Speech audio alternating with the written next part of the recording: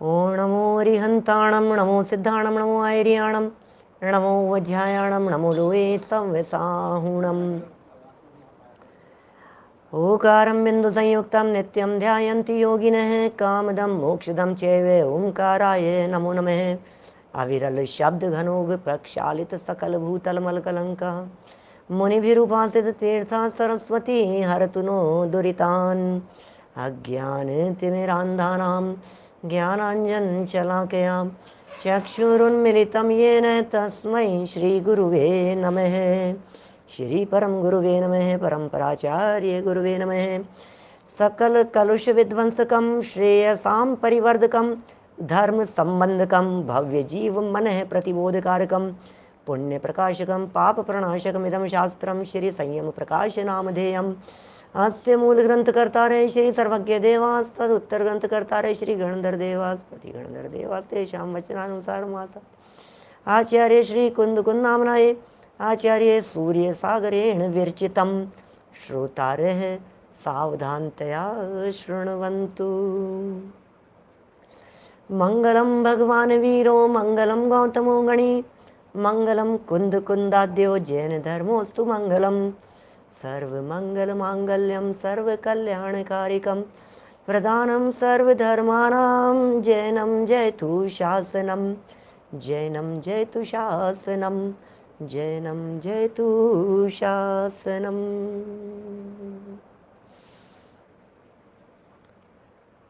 संयम प्रकाश नाम का ये ग्रंथ है। अत्यंत सुंदर मार्मिक रचना, भव्य जीवों के मन को आनंद प्रदान करने वाली ये चर्चाएं हैं। प्रथम अधिकार जिसका नाम सम्यक दर्शन अधिकार है, उसकी चर्चा चल रही है। सम्यक दर्शन के बिना व्रत नहीं होते। सम्यक दृष्टि जीव के जीवन में आत्म तत्व का अनुभव बराबर बना रहता है। आत्मानुभूति ये सम्यक्त्व का लक्षण कह करके यहाँ पुकारा गया है। इतना ही नहीं, बाह्य लक्षणों की अपेक्षा से यदि बात की जाए तो यह कहा गया प्रशम, संवेग, अनुकंपा और आस्तिक्य, ये चार तरह के विशेष गुण पाए जाते हैं सम्यक दृष्टि के जीवन में। इतना ही नहीं, जब बात को और आगे बढ़ाया गया तो उन्होंने ये कहा कि 8 प्रकार के गुण भी सम्यक दृष्टियों में होते हैं, जिसमें संवेग, निर्वेद, निंदा, गर्हा, उपशम, भक्ति, वात्सल्य और कारुण्य, इनको शामिल किया गया। इतना ही नहीं, फिर कहा सम्यक दृष्टियों के कुछ अंग भी होते हैं। अंग माने पार्ट्स, अंग माने जैसे बॉडी पार्ट्स होते हैं, इस तरह के सम्यक दृष्टियों के भी अंग होते हैं। उन अंगों के बिना सम्यक्त्व शोभा को प्राप्त नहीं होता। माने सम्यक दर्शन की शोभा विविध प्रकार के अंगों से है। बड़े गजब की चर्चा है। सम्यक दृष्टि ज्ञानी जीव को देख रहे हैं तो देखेंगे जैसे किसी व्यक्ति को देखते हैं तो उसके हाथ दिखते हैं, पाँव दिखते हैं, चेहरा दिखता है, उसके अंग अंग दिखते हैं।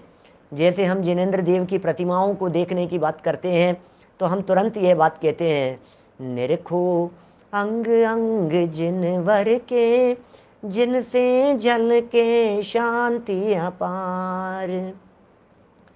निरखो अंग अंग जिनवर के, जिनसे जल के शांति अपार। अंग अंग देखो आप, जैसे प्रतिमाओं के अंग अंग को देख करके भाव भाषण होता है, जैसे किसी व्यक्ति को देखने पर उसके आँख, नाक, कान, रूप, सौंदर्य को देखा जाता है, उसी तरह से जब सम्यक दृष्टि ज्ञानी जीव को देखते हैं तो सम्यक दृष्टि ज्ञानी जीव के रूप को देखते हैं, सम्यक दृष्टि ज्ञानी जीव के स्वरूप को देखते हैं, सम्यक दृष्टि ज्ञानी जीव के शरीर को देखते हैं तो कैसा दिखता है, सम्यक दृष्टि कैसा दिखता होगा चावड़ा जी साहब हैं, कैसा दिखता होगा सम्यक दृष्टि ज्ञानी जीव? तो कहते हैं भैया सम्यक दृष्टि को देखने पर उसमें निशंकितपना दिखता है। सम्यक दृष्टि को देखने पर उसका एक अंग दिखाई देता है हमारे को, जिसमें निकांक्षितपना होता है, जिसमें निर्विचिकित्सा होती है। अमूढ़ दृष्टि, उपगुहन, स्थितिकरण, वात्सल्य, प्रभावना, अरे कैसे विशेष विशेष जाति के गुण हैं क्या।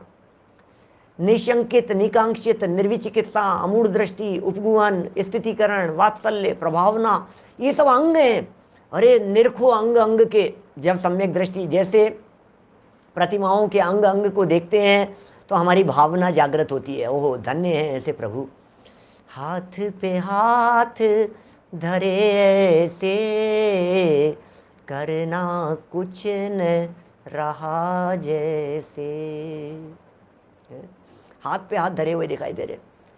चरण कमल जिनवर कहे घूमा सब संसार। तो चरण कमल को देख करके भावनाएं बन रही हैं। जिस तरह से जिनेंद्र देव के अंगों को देख देख करके, जिन प्रतिमा के अंगों को देख देख करके भावनाएं बनती है, ठीक उसी प्रकार आचार्यों ने कहा है, देखिए आप जरा ज्ञानियों के शरीर को, देखिए आप जरा ज्ञानियों के जीवन को, देखिए जरा उनके अंगों को। जब आप ज्ञानियों के अंगों को देखते हैं तो आपकी भावनाएं और विशेष रूप से बनती है। और कैसे हैं अंग उन ज्ञानियों के, तो कह रहे हैं निशंकित हैं। अरे शंका नहीं होती ज्ञानी के जीवन में, दृढ़ता होती है भाई साहब।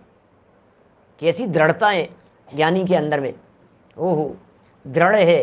कुदेव कुगुरु कुधर्म आदि मिलकर के उसकी श्रद्धा को विचलित करने में समर्थ नहीं हो सकते। कौन श्रद्धा को विचलित करे, कौन हेर फेर करे भाई साहब। ऐसी अडिग श्रद्धा होती है उसकी, तलवार की धार के समान, तलवार की धार पर चढ़े हुए पानी के समान, विचलित नहीं होता। युद्ध क्षेत्र में लड़ते समय हवाएं उसे विचलित करने में समर्थ नहीं होती उस पानी को। उसी तरह से कहते हैं भाई साहब, यहाँ पर भी सम्यक दृष्टि ज्ञानी जीव की श्रद्धा, घटनाएं देख करके, परिस्थितियां देख करके आपको जान से मार देंगे। ठीक है साहब बताओ क्या करना है। अरे अकलंक निकलंक देव जैसे देखो तो सही महापुरुष, जैन शासन, क्या उनकी बलिदान की गौरव गाथाएं जरा सुनिए तो सही। हमारे इतिहास में, जैन इतिहास में, जैन पुराणों में ऐसे महापुरुषों की गौरव गाथा को पढ़ करके सुन करके देखिए आप, सर कलम हो गया, कोई बात नहीं, प्राण देने के लिए तैयार हो गए। निकलंक स्वामी ने अपने प्राण देकर के अकलंक स्वामी को बचाया। कोई बात नहीं, प्राण चले जाएंगे, लेकिन जिन शासन जयवंत वर्तना चाहिए। जिन शासन की गौरवमयी गाथाएं जन जन तक पहुंचनी चाहिए। ये बातें, ये भेद विज्ञान की बातें, इतनी दृढ़ श्रद्धा, क्या जान से मार देंगे तुम्हारे को। बताओ कौन हो, बताओ क्या है? नहीं, कैसे पकड़ में आ जाए, कैसे बता देवे हम, कैसे आपकी बात को स्वीकार कर लेवे। बोलो बुद्धम शरणम गच्छामि। अरे क्या बात करते हो, कैसे बोले हम, हमारी श्रद्धा उनके प्रति कैसे हो सकती है। हम तो बोलेंगे अरहंते शरणम पव्वज्जामि, सिद्धे शरणम पव्वज्जामि, साहू शरणम पव्वज्जामि। क्या घटनाएं, बहुत सारे लोग हैं ऐसे जिन्होंने सुनी नहीं है। देखो आप सामने से लिख रहे हैं सब, क्या हुआ था निकलंक स्वामी के साथ में, क्या हुआ था अकलंक स्वामी के साथ में। ओहो देखो निकलंक स्वामी मस्तक तक कटते देखे। ओहो गुरुकुल में पढ़ने के लिए गए थे, व्याकरण का अभ्यास करने के लिए, न्याय व्याकरण का अभ्यास करने के लिए, बौद्ध गुरुकुल में पढ़ने के लिए चले गए थे। क्या गुरुजी पढ़ा रहे थे सामने से, और पढ़ाते पढ़ाते अचानक क्या हुआ, कहीं कुछ भूल गए, अटक गए। और गुरुजी ने कहा कल देख करके बताएंगे, कल बतलाएंगे। अटक गए, आज की क्लास यहीं पूरी होती है, कल बतलाएंगे। ये तो बहुत होशियार थे दोनों, क्या राजघराने से थे दोनों, बहुत होशियार थे। इन्होंने क्या किया, गुरुजी तो चले गए, क्लास खाली हो गई, तो अकेले में चुपचाप बोर्ड के ऊपर उस समस्या को सॉल्व कर दिया, सूत्र बतला दिया। और वो जो बात बतलाई, वो बात तो बड़ी गजब की थी। क्या बड़ी गजब की बात थी वो तो, अरे अद्भुत बात हो। तो देखते ही पकड़ लिया टीचर ने आकर के कि अरे ये बात तो कोई जैन ही बतला सकता है, जरूर हमारे यहाँ पर कोई ना कोई जैन छिप गया है। और फिर क्या था भाई साहब, शोध खोज चालू हो गई और कई तरह की घटनाएं और कई तरह की चलती है, इस तरह की बातें बहुत चलती रहती है। मतलब कई तरह से परीक्षाएं लेने के प्रयत्न किए उनके, और वो परीक्षा में सफल होते रहे, आवाज़ें निकाली ये वो। फिर बाद में परीक्षा, अंतिम परीक्षा के तौर पर ये किया कि एक जिनेंद्र देव की प्रतिमा सामने ला करके रख दी और कहा कि इस प्रतिमा को उंगाल जाओ। सारे बालकों से कहा लाइन से इस प्रतिमा को उंगालो, जैन होगा तो प्रतिमा उंगालेगा नहीं। क्या देखो तो सही आप। फिर इन्होंने क्या किया, एक धागा डाल दिया उस प्रतिमा के ऊपर और प्रतिमा को उंगाल गए, वहां भी बच गए। माने कुछ ना कुछ इस तरह की। और फिर बाद में जब ये पकड़ में आने की स्थिति हुई तो ये दोनों भाग गए वहां से, और बहुत बुद्धिमान थे, इतना ज्ञान, इतना क्षयोपशम था इनका। अकलंक स्वामी को एक बार सुनते ही याद हो जाता था कोई भी बात, क्या कोई भी बात, जो भी बात होती थी वो बात एक बार कान का विषय बनी और फटाफट याद हो जाती थी, उसी समय याद हो जाती थी, सुनते ही। पूरे के पूरे ग्रंथ के ग्रंथ आप इधर बोलो और सामने याद हो जाता था। श्रीमद राजचंद्र जी साहब को भी इसी तरह से होता था। महात्मा गांधी ने तो परीक्षा ली थी, श्रीमद राजचंद्र जी साहब की परीक्षा ली थी महात्मा गांधी जी ने, भरोसा नहीं था तो क्या किया, उनको बिठाया और बिठा करके कहा, खुद किताब लेकर के अलग अलग भाषाओं के अंदर एक एक पेज पढ़े गांधी जी ने, और फिर श्रीमद राजचंद्र जी से कहा कि अब सुनाओ। तो इन्होंने किताब लेकर के मिलाया तो हूबहू पेज उन्होंने पढ़ करके बता दिए, ऐसे सुना दिए उन्होंने। तो मेरा कहने का मतलब यह है, ऐसे अकलंक देव और निकलंक स्वामी जी जो थे वे छोटे भाई थे, और उन्हें 2 बार सुनने से ही याद हो जाता था, 2 बार सुनते थे और याद हो जाती थी बात। अकलंक स्वामी को 1 बार सुनने से याद होती थी, निकलंक स्वामी को 2 बार सुनने से याद होती थी। अब वे तो वहां से निकल गए, उन्होंने मारने के लिए पीछे घुड़सवार भेजे, दोनों को जान से मार दो जहां से भी है। क्या धागा डाल दिया और धागा डाल करके और मूर्ति को लांग गए थे वो, क्या तो पता नहीं लगा, क्योंकि एक धागा पड़ने मात्र से मूर्ति सरागी हो गई, वीतरागी नहीं रही। पकड़ में आ गए, कमरे के बाहर से आवाज की कि सब जो जिसका नाम लेंगे तो पता लगेगा कि भाई कौन से इष्ट देव को मानते हैं। ऐसी कुछ घटनाएं, रात को जोर से धमाके कर दिए, आवाजें करने लग गए, ऐसी बहुत बहुत। तो जैसे ही कुछ ख्याल में आई तो फिर ये भाग गए पीछे से। जब ये भाग गए, दोनों भाग रहे थे, तो भागते भागते जब पकड़ में आने की स्थिति बनी, ये एक जगह पर छिप गए। जहाँ छिपे वहाँ एक धोबी था, कपड़े धो रहा था, धोबी कपड़े धो रहा था। और क्या हुआ कि इन दोनों में से फिर उसने, धोबी ने सहयोग किया, वो साथ साथ में भागने लगा। इन अकलंक और निकलंक में से निकलंक स्वामी ने कहा कि आपकी ज़्यादा ज़रूरत है, आप यहीं छिपे रहिए, हम भागते हैं। तो वो निकलंक स्वामी भागे, और उधर से वो धोबी जो कपड़े धो रहा था वो भी कुछ विचलित होकर के भागा और दोनों की हत्या कर दी। उन्होंने सोचा कि हमने दोनों को मार दिया। क्या सोचो जरा। अभी ये अकलंक स्वामी बच गए, इन्होंने बहुत काम किया। जिस तत्वार्थ राजवार्तिक के बार बार में पीछे संस्कृत की कारिकाएं आई थी, संस्कृत के वार्तिक लिखे गए थे, वो सब तत्वार्थ राजवार्तिक अकलंक स्वामी के लिखे हुए हैं। अकलंक स्वामी की क्या महिमा बतलाएं हम। श्रवण बेलगोला के शिलालेखों में जिनके बारे में पंक्ति मिलती हैं, ऐसा लिखा हुआ मिलता है, षट तर्केष्वकलंक देव विबुधः साक्षात अयम भूतले। षट तर्केष्वकलंक देव विबुधः साक्षात अयम भूतले। इस पृथ्वी तल के ऊपर, इस धरातल के ऊपर वे अकलंक स्वामी साक्षात बृहस्पति के समान हैं। ओहो, साक्षात बृहस्पति के समान है। मैं तो सिर्फ चर्चा अपनी ये चल रही थी, ज्ञानियों की दृढ़ता कितनी होती है, श्रद्धा कितनी होती है, अरे जीवन का बलिदान दे देते हैं। टोडरमल जी साहब देखिए, कितनी दृढ़ता, कितनी श्रद्धा होती है, कितनी आस्था होती है, कितना विश्वास होता है अंदर में, है तत्व के प्रति समर्पण। 6 द्रव्य वस्तु स्वरूप जिनवाणी 7 तत्व, जैसा वस्तु का स्वरूप है उसे उसी रूप में स्वीकार करते हैं। ऐसा है, बड़ी गजब गजब की बातें हैं। चलिए, निशंकित की चर्चा हो गई थी, जरा देखें सम्यक दृष्टि ज्ञानी जीव के दूसरे अंग को, सम्यक दृष्टियों के दूसरे अंग को देखते हैं। कैसा अंग है दूसरा, निरखो तो सही, देखो तो सही। अरे देखेंगे तो महिमा आएंगी। क्या श्रवण बेलगोला जाते हैं, बाहुबली भगवान की प्रतिमा को देखते हैं तो ऐसा लगता है, क्या जब दृष्टि पड़ी प्रभु जी तुम पर, मुझको स्वभाव का भान हुआ। सुख नहीं विषय भोगों में है, तुमको लख यह सद ज्ञान हुआ। पंचम काल में हुआ है साहब ये सब। अकलंक और निकलंक स्वामी इस पंचम काल में हुए हैं। क्या देखिए क्या कह रहे हैं, जरा सुनिए, बड़ी गजब की बात है। हाँ, रात्रि में आवाज हुई तो मुंह से अरंत भगवान की बात निकल गई, अरंते शरणम पवज्जामि निकल गया। ऐसा देखिए निकांक्षित अंग में क्या कह रहे हैं, 12 नंबर रत्नकरण श्रावकाचार्य को प्रस्तुत कर रहे हैं यहाँ पर। क्या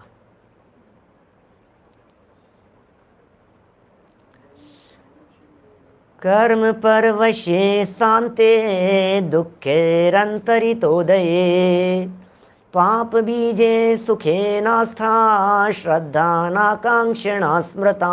ओहो क्या कह रहे हैं, ओहो निकांक्षित, कांक्षा नहीं है, निकांक्षित, कांक्षा इच्छा, इच्छा नहीं है भाई साहब।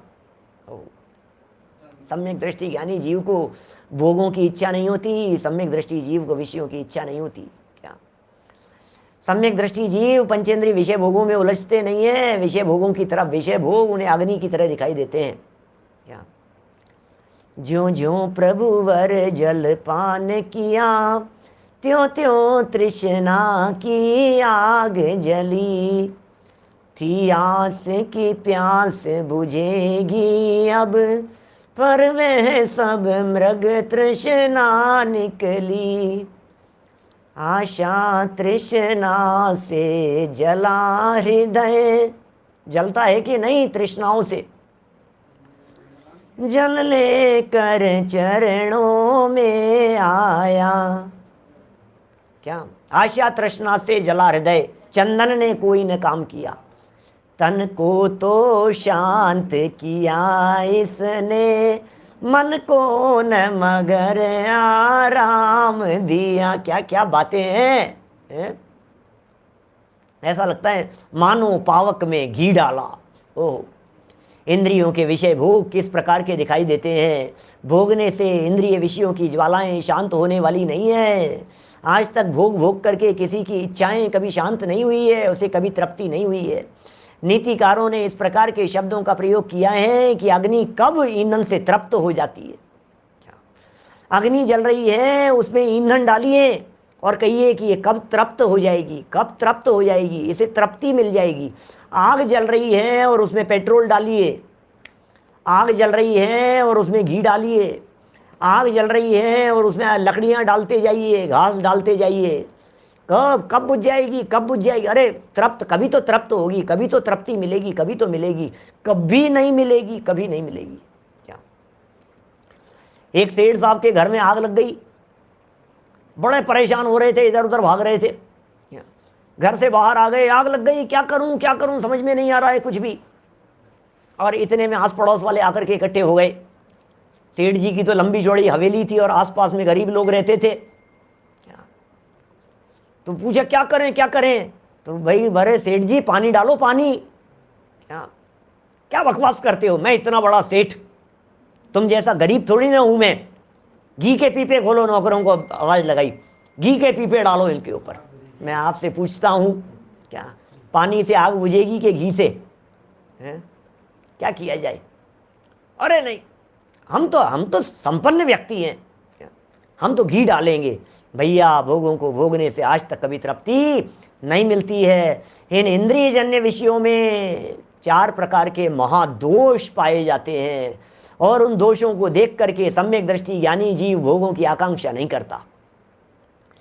सम्यक दृष्टि ज्ञानी जीव भोगों की इच्छा नहीं करता, भोगों की वांछा नहीं करता, भोग उसे सुहाते नहीं है। इसलिए निकांक्षित नाम का एक अंग सम्यक दृष्टि के ज्ञानियों के जीवन में दिखाई देता है।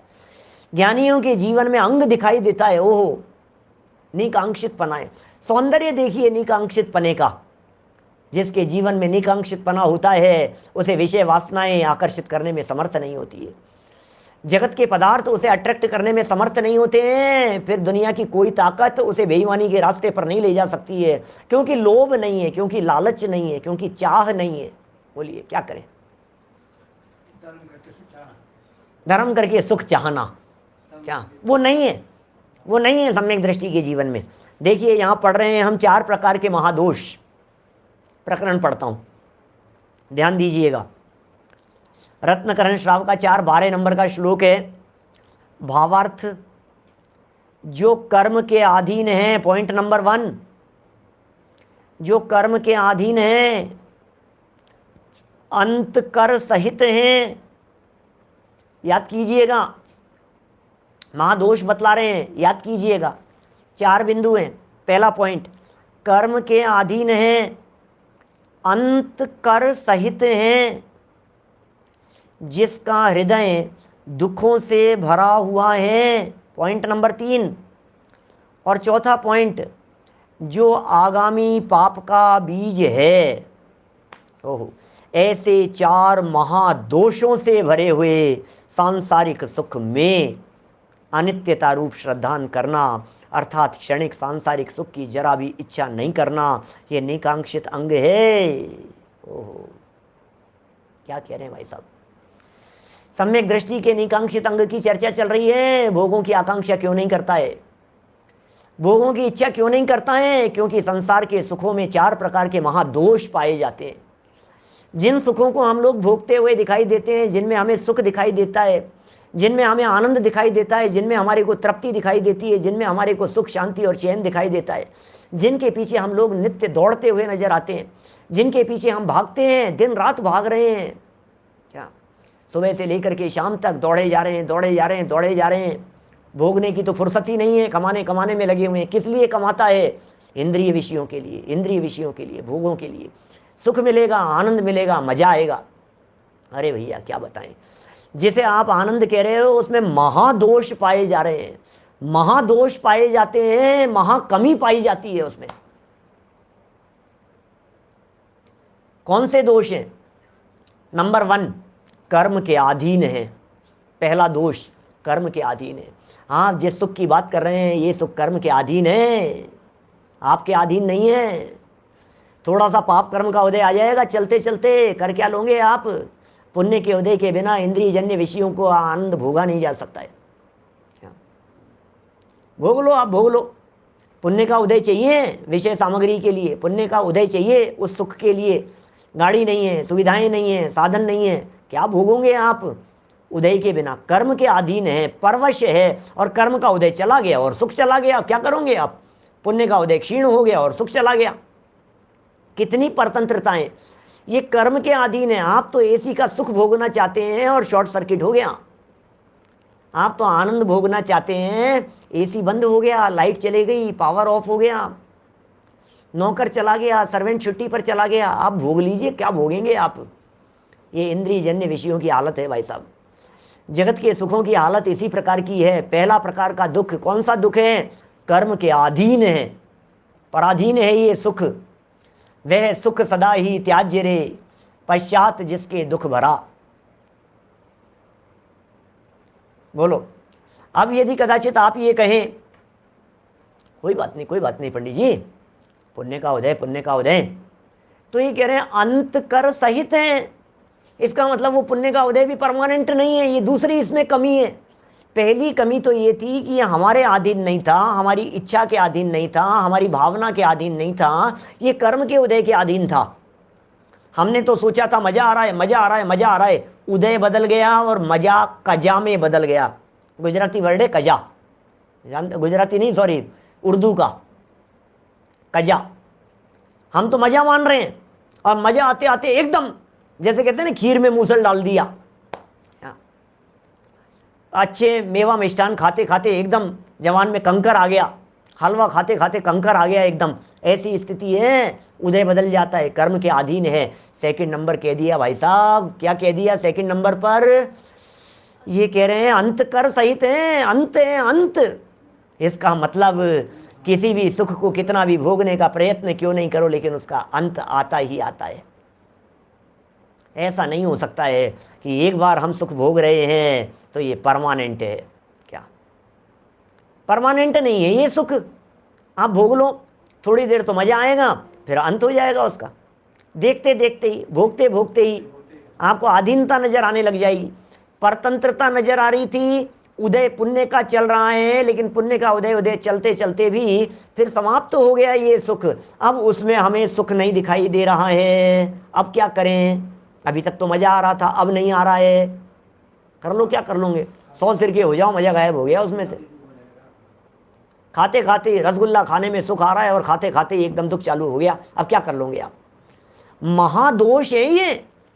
इंद्रिय जन्य सुख जिसे हम सुख कह रहे हैं, उस सुख में ये महान दोष पाए जाते हैं, उस दोष की चर्चा कर रहे हैं। पॉइंट नंबर 1 क्या बतलाया? कर्म के अधीन है। पॉइंट नंबर 2 क्या बतलाया? अंत कर सहित है। और पॉइंट नंबर 3 दुखों से भरा हुआ है। ओहो, आप सोच रहे हो सुख आ रहा है, सुख आ रहा है, लेकिन उसके तो गर्भ में दुख भरे हुए हैं। कौन से सुख की बात कर रहे हो आप? अंत भी आ जाएगा। सुर धनु चपला चपलाई ऐसे शब्दों के प्रयोग किए हैं आचार्यों, विद्वानों, ज्ञानियों ने।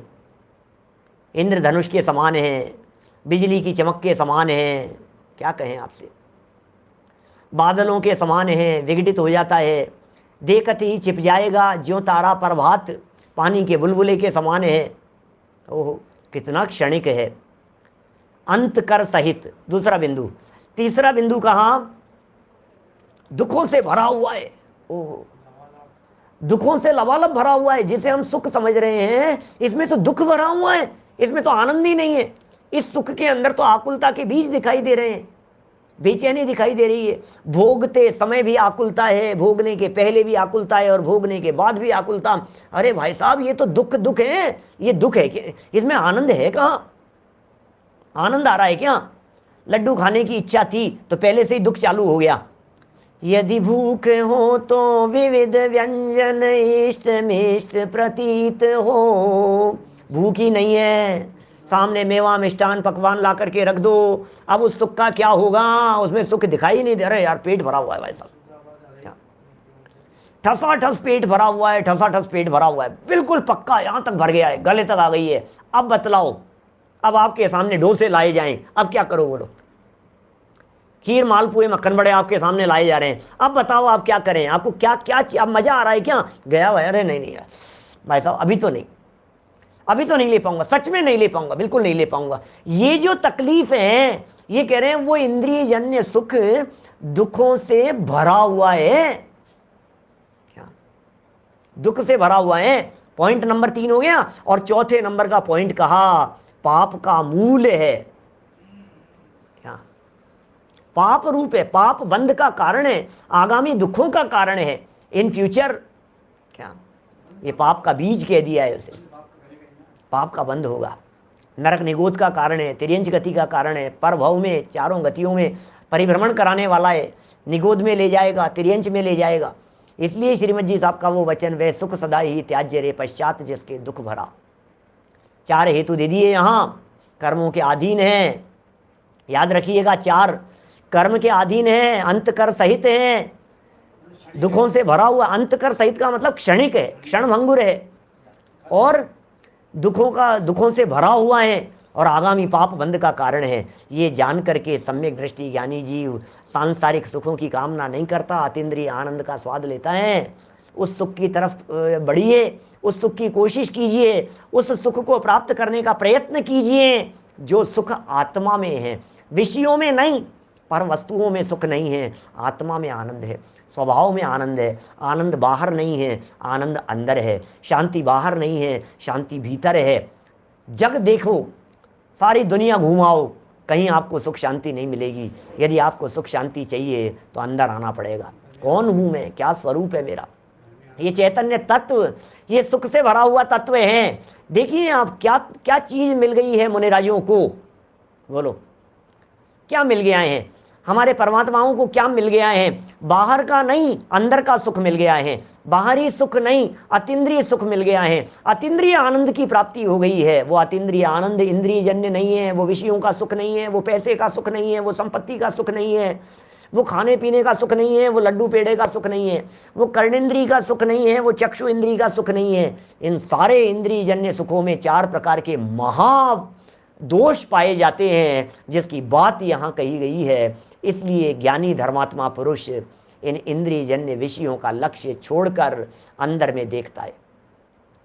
सुख तेरे भीतर भरा, उसका कर श्रद्धान, फिर क्यों बाहर खोजता, स्वयं सुख की खान। स्वयं सुख की खान। भैया विचार करना, जितनी बातें यहाँ कही जा रही है सब विचार करने के लिए कही जा रही है। कैसा अंग है ये कैसा गुण है सम्यक दृष्टि ज्ञानी जीवों का, विचार तो कीजिए आप। कैसे कैसे दुख, कैसी कैसी परेशानियां दिखाई देती है, एक के बाद एक। जिन इंद्रिय जन्य विषयों की बात कर रहे हो, चक्षु इंद्रिय के विषय की बात कर रहे हो, कभी आंखें खराब हो जाती है। कर्णेंद्रिय के विषय की बात कर रहे हो, आप कान से सुनाई देना बंद हो जाता है। आप खाने पीने के सुख और आनंद की बात कर रहे हो, रसना इंद्री काम नहीं करती है, डॉक्टर बंद कर देता है, डायबिटीज हो जाती है, हार्ट की प्रॉब्लम्स हो जाती है, घी बंद कर देता है, मीठा बंद कर देता है। क्या करोगे आप, क्या भोगोगे आप? जिन सुखों की आप बात कर रहे हो उनमें आनंद कितना है, एक बार विचार तो कीजिए। क्या कर दिया है डॉक्टरों ने, बंद कर दिया भाई साहब। अब कर लो, आप क्या कर लोगे? एड़ी से चोटी तक का जोर लगा लो आप सोच नहीं सकते हो। हम जहां सुख मान करके बैठे हैं, हम जहां आनंद मान करके बैठे हैं, जिसमें हम मजा मान करके बैठे हैं, उसकी हालत क्या है? क्षणभंगुर है बिल्कुल। पुद्गल का क्या विश्वासा, जैसे पानी बीच पतासा, ओ जैसे चमत्कार बिजली का और इंद्रधनुष आकाशा, ओ जैसे चमत्कार बिजली का और इंद्रधनुष आकाशा। ये सब पुद्गल हैं, पुद्गल जिसमें आनंद मान रहा है, जिनके पीछे दौड़े जा रहे हैं, जिनके पीछे भागे जा रहे हैं। कितनी पराधीनताएं हैं भाई साहब, कितनी पराधीनताएं हैं? विनाशिक है। प्रवचन सार की मूल गाथा है, कुंद कुंदाचार्य देव ने लिखा है, सपरम बाधा संयम विच्छिन्नम बंद कारणम विस्मम जम इंद्रिय ही लद्दम तम सौख्यम दुखम एवदा। मूल गाथा है प्रवचन सार में। इंद्रि सुख सुख नहीं दुख है, विषम बाधा सहित है बंध का कारण दुखद, परतंत्र है विच्छिन्न है। कैसे लिखी है आचार्यों ने, कुंद कुंद स्वामी ने। अरे ग्रंथों को खोल खोल करके देखो तो बात समझ में आती है। हम क्या कर रहे हैं, हम कहाँ भाग रहे हैं, हम किधर दौड़े जा रहे हैं भाई साहब? ये हालत है, पता नहीं है हमारे को छोड़ करके चले जाएगा, ये शरीर यहीं छूट जाएगा। इस तन पर हल फिर जाएंगे और पशु चरेंगे घासा। ये जो तन है ना, जिस तन में सुख बुद्धि दिखाई दे रही है, जिसमें शांति दिखाई दे रही है, जिसमें मजा आ रहा है, अरे मजा आ रहा है, मजा आ रहा है, अभी तो दौड़े जा रहे हैं। थोड़ा सा उम्र बढ़ने दे, बढ़ती उम्र के साथ होने वाली परेशानियों को देखिए जरा, तो आपको समझ में आएगी बातें। 40, 45, 50 पार हो जाने के बाद में जो शरीर में प्रॉब्लम शुरू होती है, जो हार्ट की, किडनी की, जो डायबिटीज़ की, जो कमर दर्द है, जो कमर चालू हो जाती है, जो प्रॉब्लम शुरू हो जाती है, कहते हैं क्या करें भाई साहब? फिर चालू करता है भाई साहब, फिर दौड़ना शुरू करता है। सुख के लिए क्या कहेंगे, हार्ट के लिए ब्लॉकेज नहीं हो जाए, ये नहीं हो जाए, डायबिटीज कम हो जाए। फिर डॉक्टर कहता है चलना तो पड़ेगा, पहले तो समय नहीं मिलता, अब शरीर के लिए समय निकालता है, अब एक्सरसाइज के लिए समय निकालता है, प्राणायाम के लिए, योगा के लिए, इसके लिए। नहीं थोड़ा बहुत तो करना ही पड़ेगा भैया। भैया देख लो, अब ये धीरे धीरे, कितनी एज हो गई है आपकी? 45 हो गई। अरे भाई साहब, अब तो आपको धीरे धीरे चालू करना पड़ेगा पंडित जी। अब आप नहीं तो आपको पता नहीं है, आप दिन भर बैठे रहते हो, आप ये शरीर जो है ना, ये बराबर ये उंगलियां जकड़ जाएंगी, ये पैर काम करना बंद कर देंगे, ये हाथ जो है ना, जॉइंट्स, ये पेन शुरू हो जाएंगे आपके, जब तक यदि आप थोड़ा बहुत इनमें एक्सरसाइज नहीं करोगे तो। अब भाई साहब क्या बताओ, हमें इससे सुख दिखता ही नहीं है, हमें इसमें आनंद दिखता ही नहीं है। शरीर कितना भी बिगड़ जावे, लेकिन आत्मा का जो आनंद है वो कुछ अपूर्व आनंद है। क्यों नहीं देखता है सम्यक दृष्टि ज्ञानी जीव इनकी तरफ? क्यों नहीं आकर्षित होता है? सम्यक दृष्टि ज्ञानी जीव के जीवन में निकांक्षित नाम का अंग क्यों दिखाई देता है? निकांक्षित, निकांक्षित, कांक्षा नहीं है, कांक्षा नहीं है, इच्छाएं मर गई है मान लीजिए। अरे एक ही तमन्ना है अपने में समा जाने की। अपने घर को देख बावरे, सुख का जहाँ खजाना रे, क्यों पर में सुख खोज रहा है, क्यों पर का दीवाना रे। अपने घर को देख बावरे, सुख का जहाँ खजाना रे। सुख का खजाना है, भीतर तो देखा ही नहीं, माल तो अंदर भरा हुआ है, आनंद तो अंदर है, वो तो देखा ही नहीं है। क्यों नहीं देख रहा है, क्यों नहीं देख रहा है सम्यक दृष्टि ज्ञानी जीव, ये बतलाइए क्या, क्यों नहीं देख रहा है, इसमें क्यों नहीं आनंद आ रहा है। आर के जैन साहब मलाड वाले, बोलो क्यों नहीं मजा आ रहा है, इसमें आनंद आ क्यों नहीं रहा है, बात तो बतलाओ जरा। है ही नहीं, आएगा कहां से है, जिसमें है ही नहीं। मुझे वो दादा की पंक्तियां याद आती है, संसार अनुप्रेक्षा की पंक्तियां, बड़ी सुंदर पंक्तियां हैं, बहुत बार, बहुत दिन हो गए बोले हुए, मन हो रहा है सुना देता हूं, सुनिए हमारे साथियों ने। संसार भावना की पंक्तियां हैं। मंथन करे दिन रात जल, धृत हाथ में आवे नहीं, रज रेत पेले रात दिन पर, तेल जो पावे नहीं। सद्भाग्य बिन जो संपदा, मिलती नहीं व्यापार में, निज आत्मा के भान बिन त्यों, सुख नहीं संसार में, सुख नहीं संसार में। कांक्षा करो साहब, कांक्षा, काहे की कांक्षा करें है? मंथन करे दिन रात जल, जल पानी,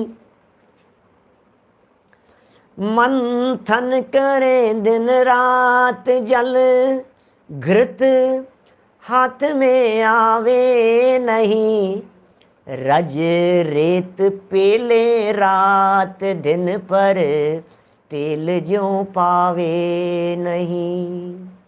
बोलो, दो लाइनें समझ में आई क्या, क्या कह दिया है।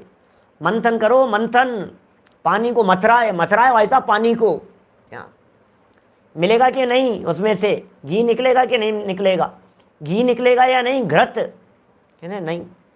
2 घंटे करें तो भाई साहब, 2 घंटे कोशिश करें तो नहीं निकलेगा, कि साहब 4 घंटे करूं तो कि नहीं निकलेगा, कि 6 घंटे करूं तो 6 घंटे तक कोशिश कर रहा हूं नहीं निकलेगा। अरे भाई साहब दिन रात एक कर दूंगा मैं, निकलेगा कि नहीं निकलेगा। बोलो प्रियंक जी भाई साहब क्या कहना है आपको, नहीं निकलेगा। यार मेरे से क्या दुश्मनी है भाई साहब आपको, मैं इतनी मेहनत कर रहा हूं, मैं इतनी कोशिश कर रहा हूं, और आपने पलट करके, आपका तो क्या लगा, जवान हिला दी आपने तो कि नहीं मिलेगा। आप मेरी मेहनत को तो देखो। आपने बच्चन साहब की कविता की वो लाइनें नहीं पढ़ी है क्या, कोशिश करने वालों की कभी हार नहीं होती, क्या नहीं, कोशिश करने वालों की कभी हार नहीं होती। ये बातें तो आपने सुनी है ना। तो मैं कोशिश कर रहा हूं तो मेरी हार होगी कि नहीं होगी। अरे कुछ फॉर्मेलिटी के लिए ही कह दो यार जिग्नेश भाई, इतना ही बोल दो कि नहीं नहीं पंडित जी कोई बात नहीं। लेकिन भाई साहब गलत कह कैसे दें ये तो बतलाओ आप, गलत कह कैसे दें। अच्छा दूसरी बात करो, चलो कोई बात नहीं, पानी में से घी तो नहीं निकलेगा, तो रेत में से तेल निकाल लें। रज रेत पेले रात दिन पर, तेल जो पावे नहीं। मेरे को इतना मजा आता है इन 4 लाइनों में, मैं तो खो जाता हूँ, ऐसा लगता है गुनगुनाते रहो बस, क्या स्वरूप भर दिया है। कितनी सुंदर पंक्तियों की रचना हुई है दादा के कर कमलों से। मंथन करे दिन रात जल, धृत हाथ में आवे नहीं, रज रेत पेले रात दिन पर, तेल जो पावे नहीं, तेल जो पावे नहीं। आगे तीसरी लाइन, सद्भाग्य बिन जो संपदा, मिलती नहीं व्यापार में। ये कह रहे हैं जिस सुख के पीछे भाग रहे हो, पुण्य के उदय के बिना वो सुख मिलता नहीं है। पुण्य का उदय नहीं हो तो एड़ी से चोटी तक का जोर लगा लो, आप जब बेचने वाले होंगे उस समय मार्केट धराशायी हो जाएगा। कर लो आप, क्या कर लोगे, कर लो आप। सोच रहे थे मार्केट बढ़ता चला जा रहा है, वैल्यू बढ़ती चली जा रही है, वैल्यू बढ़ती चली जा रही है। आपकी प्रॉपर्टी की वैल्यू बढ़ गई, आपके शेयर्स की वैल्यू बढ़ गई, आपकी चांदी की वैल्यू बढ़ गई, आपके गोल्ड की वैल्यू बढ़ गई। अरे बैठे बैठे ही और लखपति करोड़पति अरबपति हो गया, और मजा आ गया, मजा आ गया, मजा आ गया। तो अब क्या करें, अब बेचने के लिए तैयार है, और बेचने के लिए जिस दिन तैयार था उसी दिन मार्केट धड़ धड़ धड़ धड़ धड़ गिरना शुरू हुआ। मैं क्या करूं। सद्भाग्य बिन ज्यों संपदा मिलती नहीं व्यापार में। उदाहरण है, उदाहरण, सच्ची बात नहीं कह रहे हैं, ये सिद्धांत नहीं है। सद्भाग्य बिन ज्यों संपदा मिलती नहीं व्यापार में। निज आत्मा के भान बिन त्यों सुख नहीं संसार में। निज आत्मा के भान बिन त्यों सुख नहीं संसार में। सम्यक दृष्टि ज्ञानी जीव नहीं भाग रहा है, नहीं दौड़ रहा है, निकांक्षित पना दिखाई दे रहा है। कांक्षा क्यों नहीं है उसके जीवन में, बताओ तो सही, कांक्षा क्यों नहीं है। सम्यक दृष्टि ज्ञानी जीव को कोई व्यक्ति ये बात कहे कि चल तुझे पैसा मिलेगा, चल तुझे संपत्ति मिलेगा, अरे चल तुझे ये मिलेंगे, ये गाड़ी गिफ्ट दे रहे हैं, चलो यहाँ आ जाओ, बोलो। सम्यक दृष्टि ज्ञानी जीव को कोई व्यक्ति ये कहे कि तुम बांग्लादेश शिफ्ट हो जाओ और उसके बाद में तुम्हारे को गाड़ी देंगे, बंगला देंगे, इतनी प्रॉपर्टी देंगे, इतनी संपत्ति देंगे, तो वो कहेगा करूंगा क्या मैं। जहाँ जिनेंद्र देव के दर्शन नहीं है वहां जाकर के करूंगा क्या मैं। जिनेंद्र देव के दर्शन चाहिए, जनवाणी चाहिए, तत्व ज्ञान चाहिए, वस्तु स्वरूप के विचार करने के लिए चांस चाहिए, मौके चाहिए। हमें तो ऐसी जगह चाहिए जहां आराधना हो सके, हमें तो ऐसी जगह चाहिए जहां जनवाणी सुनने का अवसर मिले, जहां जिनेंद्र देव के दर्शन मिले। हम नहीं रहेंगे ऐसी जगह पर, हमें नहीं चाहिए कि नहीं ये मिलेगा, ये मिलेगा। अरे आपको क्या कौन कौन सी फैसिलिटी होती है आप ज़्यादा समझते हैं आप लोग। ऐसी प्लस A+B+Z+ हैं और न मालूम क्या क्या, जो भी आप समझो, ये सब आपको सिक्योरिटी मिल रही है, फैसिलिटी मिल रही है। क्या काम कुछ नहीं, आपको वहाँ जा कर के मैनेजर बना देंगे, ये बना देंगे, CEO बना देंगे कंपनी का, ये कर देंगे, आपके लिए ऑफर है। अरे क्या करें ऐसे ऑफर को, ज्ञानी जीव लात मारता है ऐसे ऑफर को। क्या ऐसे ऑफर को वो लोफर समझता है, ये क्या पागलों जैसी बातें हैं। परमे सुख खोज रहे हैं। सद्भाग्य बिन ज्यों संपदा मिलती नहीं व्यापार में।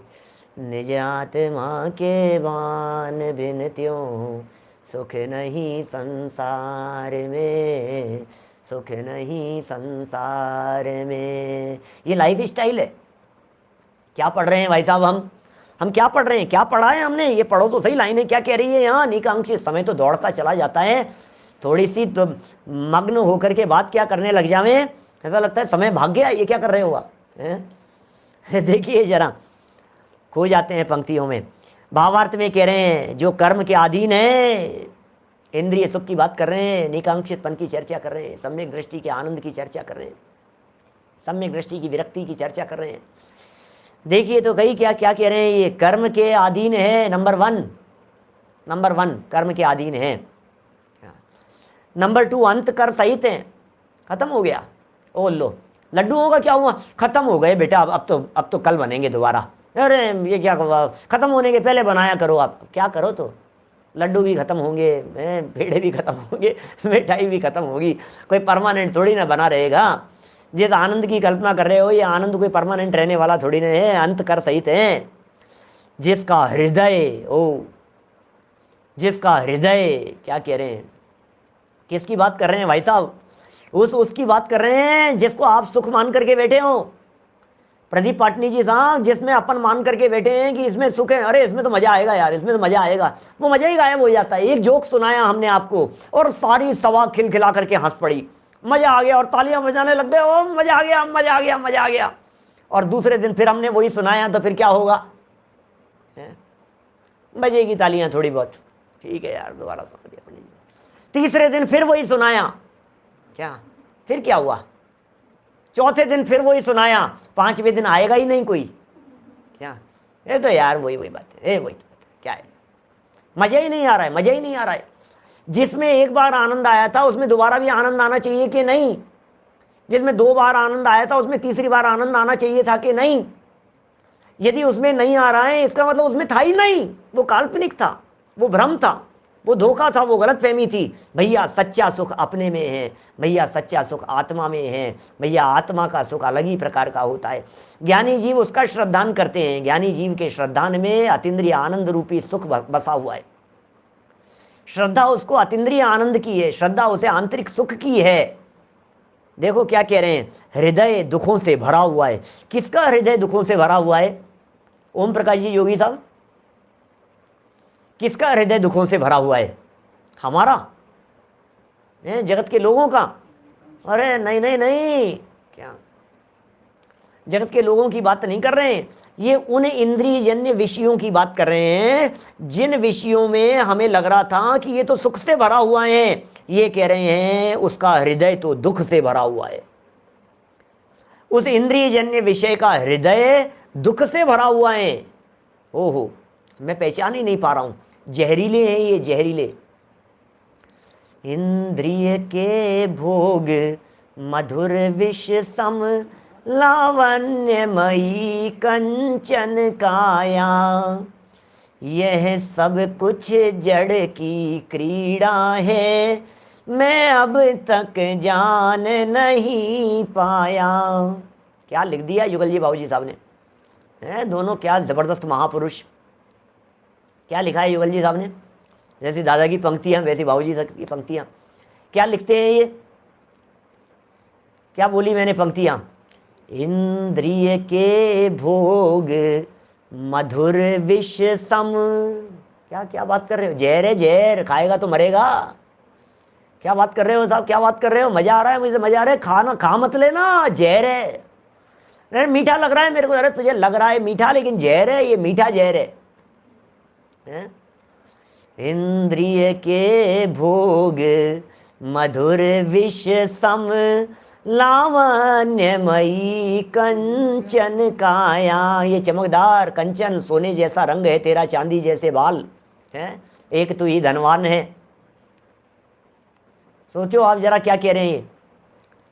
सोने जैसे, ये सोने जैसी चमकती हुई काया, अरे क्या सुंदर स्वरूप दिखाई दे रहा है, अरे बड़ा गजब दिखाई दे रहा है भाई साहब। अरे भाई क्या सुंदर दिखाई दे रहा है तुझे, किसका आनंद। क्या इंद्रिय के भोग मधुर विष सम लावण्यमयी कंचन काया, यह सब कुछ। प्रमोद जी भाई साहब क्या कह रहे हैं? यह सब कुछ, सब कुछ क्या?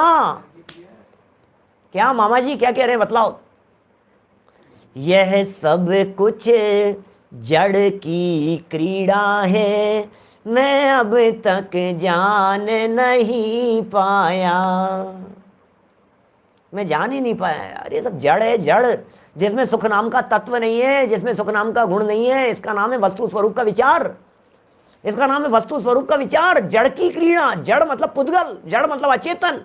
ओहो, पीछे पढ़ा था अपन ने, ये मर्म है, ये इसमें सुख नहीं है। ये मेरी भावना की लास्ट लाइन में कहा, वस्तु स्वरूप विचार खुशी से, इसका नाम है पुद्गल में सुख नहीं है, ये वस्तु स्वरूप विचार, विचार कर। क्या ये सब कुछ जड़ की क्रीड़ा है, मैं अब तक जान नहीं पाया, मैं समझ नहीं पाया। ये क्या बात कह रहे हैं, ये कह क्या रहे हैं? देखो आप जरा, इसका हृदय तो दुखों से भरा हुआ है, ये जहरीले है, ये जहर है, ये जहर भरा हुआ है इसमें। सुनो, 3 पॉइंट हो गए, याद रखना। 4 पॉइंट दिए हैं यहाँ। और जो आगामी पापों का बीज है, पापाओं का नहीं पापों का बीज है, क्या ये आगामी पापों का बीज है। ऐसे 4 महादोषों से, अरे रे ये महादोष है, ये 4 महादोष पाए जाते हैं। ऐसे महादोषों से भरे हुए सांसारिक सुख में अनित्यता रूप श्रद्धान करना, ये चारों प्रकार के महादोष जिसमें पाए जा रहे हैं, ये चारों प्रकार की विकृतियां जिसमें पाई जा रही है, ऐसे सुख, सांसारिक सुख, सांसारिक सुख की बात कर रहे हैं। क्या ऐसे सांसारिक सुख, उसमें अनित्यता रूप श्रद्धान करना। क्या विचार कर रहा है ज्ञानी, सम्यक दृष्टि क्या विचार कर रहा है, सम्यक दृष्टि की लाइफ देखना जरा कैसी हो गई है क्या। जब निज आत्म अनुभव आवे, क्या इस सुख में अनित्यता रूप श्रद्धान करना, ये श्रद्धाएं सम्यक दृष्टि जीव की। अरे साहब यदि सम्यक दृष्टि ऐसा समझ रहा है तो फिर सम्यक दृष्टि तो खीर नहीं खाता होगा, फिर सम्यक दृष्टि तो हलवा पूड़ी नहीं खाता होगा, फिर सम्यक दृष्टि तो भोगों को नहीं भोगता होगा। अरे सुन तो सही बात क्या कह रहे हैं। इन सुख में अनित्यता रूप श्रद्धान है, उसको आसक्ति नहीं है, तड़प नहीं है, चैंट नहीं है, क्या कोई बात नहीं, थोड़ा बहुत है, भोग रहा है, भूमिका के अनुसार है, अनंतानुबंधी गई है, अभी थोड़ी बहुत कषाएं मौजूद है, थोड़ी कमजोरी है, चारित्र मोहनी कर्म का उदय है, भोगता है भोग, कोई बात नहीं, खाता पीता है, मौज मस्ती भी करता है। सम्यक दृष्टि ज्ञानी जीव है, शिमला घूमने जाएगा कि नहीं जाएगा, कश्मीर जाएगा या नहीं जाएगा, चला जाएगा, तो क्या हो गया उसमें, क्या फर्क पड़ गया, चला जाएगा, घूमने भी चला जाएगा। अंदर में ये श्रद्धान बैठा हुआ है, अंदर में ये श्रद्धान बैठा हुआ है। श्रद्धा के लेवल पर ये बात इस हद तक अंदर घर कर चुकी है कि ये सब क्षणिक है, इसमें कुछ दम नहीं है। क्षणिक सांसारिक सुख की जरा भी इच्छा नहीं करना, ये निकांक्षित पना है, भावना नहीं भाता है, क्या ये कामना नहीं है उसको। वो है ना, ये लिखते हैं भूधरदास जी, लिखते हैं अपने उसमें कवित्व में, अंत में लिख रहे हैं, स्तुति है ना प्रभु की, के प्रभु पतित पावन में है ना लास्ट में, जाचू नहीं सुरवास पुनि नर राज परिजन साथ जी, बुध जाच हूँ तुम भक्ति भव भव दीजिए शिवनाथ जी। जाचू न, ये निकांक्षित पनाए, जाचू नहीं सुरवास, मैं कोई, मेरे को कोई देवलोक मिल जाए मुझे नहीं चाहिए यार, तो भोग भूमि में चलना है, अरे मुझे नहीं चाहिए भोग भूमि में, तो फिर यहाँ का राजा बना दे तुम्हारे को कि नहीं नहीं नहीं यार, तो मंत्री पद दे देवे कि नहीं नहीं मुझे नहीं चाहिए, तो फिर क्या करें, किसी परिजन का साथ, सगे संबंधियों का साथ, अरे मुझे नहीं चाहिए प्रभु, मुझे तो आपके चरणों की शरण मिल जाए सो पर्याप्त है। हे जिनेंद्र देव, स्वरूप की आराधना होती रहे, अपने ज्ञायक स्वभाव का अवलंबन होता रहे, अतीन्द्रिय आनंद का स्वाद लेता रहूं, आंखें बंद करूं, अपने में समा जाऊं, अपने आनंद का उपभोग करता रहूं, फिर और क्या चाहिए मुझे। ऐसे आनंद का उपभोग करता है सम्यक दृष्टि ज्ञानी जीव, इसलिए निकांक्षित है। ऐसा निकांक्षित अंग सम्यक दृष्टियों के जीवन में दिखाई देता है। अद्भुत है सम्यक दृष्टियों का जीवन। चलिए, एक ही छंद में अपनी चर्चा पूरी हो गई, कल आगे बढ़ेंगे निर्विचिकित्सा अंग की चर्चा करते हुए। समय अत्यंत सीमित है, आज एक विशेष प्रवचन णमोकार महामंत्र के ऊपर आपके सामने प्रस्तुत। अभी चंद क्षणों में ये प्रवचन पूरा होने के बाद में णमोकार महामंत्र, उसके विशेषताओं को लिए हुए, णमोकार महामंत्र की महिमा को लिए हुए, उसके सच्चे स्वरूप को बतलाते हुए 5 मिनट बाद में प्रीमियर आपके ही चैनल पर, यहीं पर आपकी स्क्रीन पर 5 मिनट बाद में शुरू होगा। पुनः ज्वाइन करना पड़ेगा आप लोगों को। जनवाणी स्तुति करते हुए बात को यहीं विराम देते हैं। निज निधि निज में बताई, यह अनंत उपकार है, उसके लिए जनवाणी माँ को वंदना शत बार है, वंदना शत बार है। नौ बाणों का